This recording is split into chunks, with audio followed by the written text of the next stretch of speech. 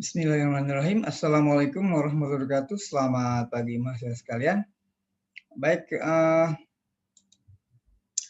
hari ini pada pertemuan ini kita akan membahas tentang teknik sampling ya, tentang teknik sampling. Jadi pada pertemuan sebelumnya Anda sudah belajar tentang dasar sampling, ada sudah apa itu populasi, unit sampel gitu ya. Kemudian juga bagaimana menghitung intensitas sampling ya, IS, dan termasuk bagaimana menghitung potensi ya, tegakan kayu per plot. Nah, sekarang kita akan masuk ke dalam teknik sampling ya.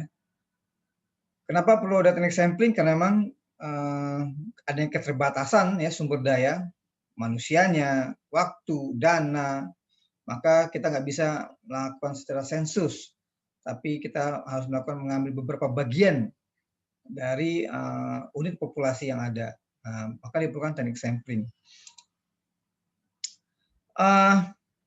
Sebenarnya untuk menentukan teknik sampling apa yang digunakan, itu pertama yang harus Anda pahami adalah pastikan dulu apa yang menjadi populasinya.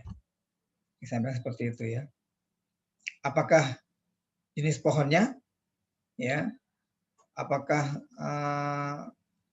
tahun tanamnya, dilihat sumber benihnya dari mana asalnya, apakah jenis tanahnya, dan lain-lainnya, dan seterusnya ya. Pastikan apa dulu populasinya, ya seperti itu. Nah, dari situ kita akan melihat apa atau bagaimana karakteristik populasinya. Apakah karakteristik populasinya homogen atau heterogen? Ya. Nah, kalau karakteristiknya populasinya homogen, maka teknik sampling yang digunakan adalah simple random sampling. Ya, simple random sampling. Nah, pada materi yang akan saya berikan, itu Anda bisa baca di materi hard copy-nya ya, tentang simple random sampling. Ini materi yang video ini adalah menjelaskan bagaimana secara teknis penggunaan teknik simple random sampling atau namanya pengambilan contoh acak sederhana. Ya, jadi sekali lagi teknik simple random sampling digunakan jika karakteristik populasinya adalah homogen. Ya, jika karakteristik populasinya adalah homogen. Nah, itu makanya Anda perlu memahami bagaimana karakteristik populasinya. Ya. Apa itu simple random sampling atau SRS? Adalah pengambilan contoh berukuran N kecil dari suatu populasi yang berukuran N besar, ya, sedemikian rupa sehingga setiap kemungkinan contoh dari berukuran N tersebut memiliki peluang yang sama untuk terpilih. Jadi seperti yang saya sampaikan pada materi sebelumnya, misalnya kita punya ukuran unit populasi ada 40 gitu ya. Nah, karena kita tidak bisa mengambil keseluruhannya, nggak bisa sensus, tapi kita mengambil sebagian dari unit populasi untuk dijadikan sebagai unit contoh, unit sampel atau N kecil. Di mana pengambilan setiap N kecil ini memiliki peluang yang sama untuk terpilih. Namanya ini disebut dengan simple random sampling. Nah, kita nggak boleh misalnya mengambil N samplingnya, saya mau yang ini saja, saya mau ambil yang di pojok, saya mau ngambil yang di sudut sana, tegakannya saya mau, nggak boleh, itu namanya subjektivitas. Ya, nah supaya dia bersifat objektivitas, maka pemilihan contohnya yang secara acak ini dapat dilakukan secara pertama bisa dengan undian, ya kayak kita misalnya mungkin Anda kenal arisan gitu ya, mengambil nomor-nomor tertentu dari satu tempat, ya. Atau kita menggunakan tabel angka acak, nah ini ada pada buku-buku statistik atau buku-buku sampling. Kemudian bisa menggunakan angka acak dengan menggunakan beberapa alat, apakah kalkulator atau komputer. Ya, nah seperti itu secara teknisnya. Ini ya sebuah contoh kasus misalnya. Ini sebuah kawasan hutan tanaman industri jenisnya eukaliptus. Ya. Ini populasinya adalah setiap pohon eukaliptus yang ada dalam kawasan ini, itu populasinya jelas ya. Nah, karena populasinya setiap pohon eukaliptus, di mana dalam satu kawasan ini semuanya berjenis eukaliptus, berarti homogen. Bahwa populasinya homogen, yang satu jenis. Ditanam pada tahun yang sama, sumber benihnya sama, ya atau sumber bibitnya sama, ya. termasuk jenis tanahnya juga sama, maka dia homogen. Ya, seperti itu. Kemudian dalam rancangannya, dalam satu kawasan hutan eukaliptus ini, kita merancang bentuk ukurnya adalah persegi. Kemudian ukuran petak ukurnya 20 x 20 meter atau 400 meter persegi, sehingga seperti biasa bisa kita hitung, kita tempatkan petak ukur dalam yang berbentuk persegi ini pada kawasan ini, maka akan diperoleh 40 unit populasi. Ya, 40 unit populasi. Kemudian luas kawasan adalah kalau kita ukur, ya ternyata dapat 1,6 hektar. Nah, dalam simple random sampling, langkah pertama ya yang harus dilakukan adalah tentukan dulu berapa intensitas sampling mau kita gunakan. Karena kan kita nggak akan mungkin mengambil 40 unit populasi kan, ya. Maka kita tentukan dulu berapa unit samplingnya. Misalnya 25%. Maka jika unit populasinya adalah 40 PU atau petak ukur dengan intensitas sampling 20%, maka dengan rumus yang sebelumnya kita bisa hitung, maka diperoleh unit sampel atau unit contoh yang akan dijadikan sampel adalah 10 PU.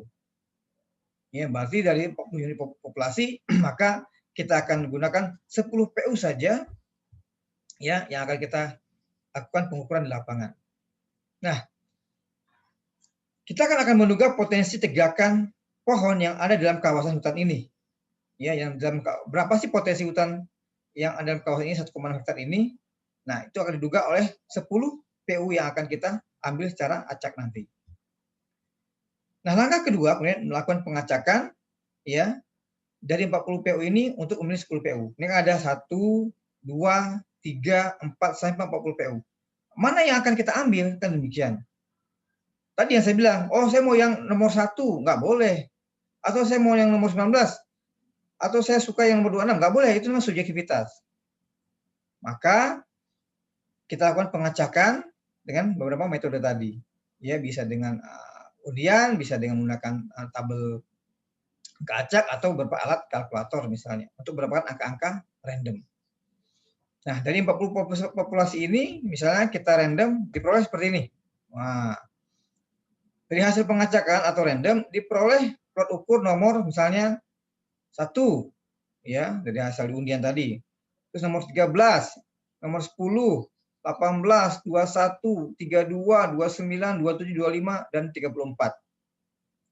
Maka kemudian pada peta ukur yang terpilih inilah dilakukan kegiatan pengukuran di lapangan, inventarisasi. Apakah diameternya nanti, ya kalau kita ingin mengukur tegakan, potensinya, berarti kita mengukur diameternya, mengukur tinggi pohonnya, dan seterusnya. Yang kemudian kita hitung volume per pohonnya, yang kemudian kita gabungkan menjadi volume per plotnya. Kan demikian. Jadi sehingga setiap plot ini, yang terpilih ini akan kita hitung volumenya akan diperoleh hasilnya. Nah, nilai volume atau potensi pohon dari 10 PU inilah nanti akan digunakan untuk menduga, sekali lagi ya, menduga potensi pohon untuk seluruh kawasan hutan eukaliptus ini.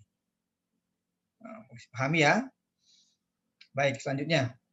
Nah, misalnya dari hasil pengukuran di lapangan, ya, baik menghitung diameternya, menghitung tingginya, kita hitung dengan menggunakan rumus volume, maka pada peta ukur yang terpilih tadi diperoleh dari data yang kemudian kita olah, kita hitung volume per plotnya, sehingga diperoleh pada tabel seperti berikut. Jadi tadi ya ada 10 PU, ya, dengan nomor terpilih nomor 1, 10, 13, seterusnya, dan kemudian kita hitung volume pohon dalam PU tersebut diperoleh. Misalnya pada PU yang terpilih nomor 1, itu ternyata volumenya 3,6 meter kubik. PU nomor 10, ya, PU yang kedua, itu 3,2, dan seterusnya sampai PU yang ke-10, yaitu PU yang ke nomor 34, didapatkan 3,7 meter kubik. Nah, dari data inilah kemudian nanti kita coba menghitung volume rata-rata potensi per plotnya, volume potensi pohon per hektarnya, dan volume dan nilai dugaan volume potensi pohon untuk seluruh kawasan. Ya. Baik. Pertama tentu kita harus tulis dulu apa data yang diketahui. Tadi diketahui jumlah unit populasi atau N besar 40 PU, ya. Kemudian jumlah unit sampel atau unit contoh atau N kecil yang kita pilih tadi 10 PU. Kemudian luas satu plot ukur dengan ukuran dari 20 meter ke 20 meter adalah 400 meter persegi atau 0,04 hektar. Dan luas seluruh kawasan hutan adalah lebih kurang 16.000 meter persegi atau 1,66 hektar. Ya. Nah, maka untuk menjawab persoalan pertama, berapa volume atau potensi pohon rata-rata per plotnya adalah demikian. Volume atau potensi pohon rata-rata itu disimbolkan dengan Y, namanya nih Y bar. Jadi angka Y, huruf Y, yang di atas ada garis di atas namanya Y bar. Adalah sigma I sama dengan 1 sampai N, Y per I per N. Jadi adalah jumlah dari volume masing-masing plot, ya, plot 1 ditambah plot 2, ditambah plot 3, plot 4, sampai plot ke N. Ya, berarti sampai plot ke 10, ya. Dijumlahkan, dibagi lagi dengan N-nya, berapa jumlah plot sampelnya, ya. Berarti 3,6 dan seterusnya, diperoleh 34,2 per 10. 10 inilah jumlah unit contoh atau unit sampel, ya, karena ada 10 sampel, 10 plot PU sampel. Maka 34,2 dibagi 10 adalah 3,42 meter kubik per plot. Inilah volume atau potensi pohon rata-rata per plotnya. 3,42 meter kubik per plot. Ya, jadi tanggal 3,6, 3,2, 3,0 dan seterusnya. Ini perlu dari sini nih, dari tabel tadi nih. Nah, ini ya. Jadi 3,6 tambah 3,2 tambah 3,0 sampai seterusnya, ya, seperti ini. Nah, yang kedua adalah menghitung volume atau potensi tegakan pohon per hektarnya. Nah, bagaimana menghitung per hektarnya? Yaitu adalah volume rata-rata per plot tadi, ya, kita bagi dengan luas plotnya dalam 1 hektar, ya, sehingga volume rata-rata pohon per plot yaitu yang 3,42 meter kubik ini kita bagi dengan 0,04 hektar, ya, karena luas plotnya adalah 0,04 hektar. Maka diperoleh 85,5 meter kubik per hektar. Jadi potensi tegakan pohon per hektarnya pada kawasan itu adalah 85,5 meter kubik per hektar. Paham ya? Kemudian berapakah nilai dugaan volume atau potensi tegakan untuk seluruh kawasan? Jadi berapa potensi kayu atau potensi pohon seluruh kawasan untuk hutan eukaliptus yang berukuran yang memiliki luas 1,6 hektar tadi? Yaitu dengan menghitung volume pohon per hektarnya, ya, dikalikan dengan luas kawasan hutannya. Nah, tadi kita sudah dapatkan volume pohon per hektarnya 85,5 meter kubik per hektar, sedangkan luas kawasannya adalah 1,6. Sehingga 85,5 meter kubik per hektar dikalikan 1,6 hektar, diperolehlah 136,8 meter kubik. Jadi, diduga volume atau potensi tegakan pohon eukaliptus untuk kawasan dengan luas 1,6 hektar ini diduga potensi kayunya adalah, potensi pohonnya adalah 136,8 meter kubik. Demikian ya. Semoga bisa dipahami. Terima kasih. Assalamualaikum warahmatullahi wabarakatuh.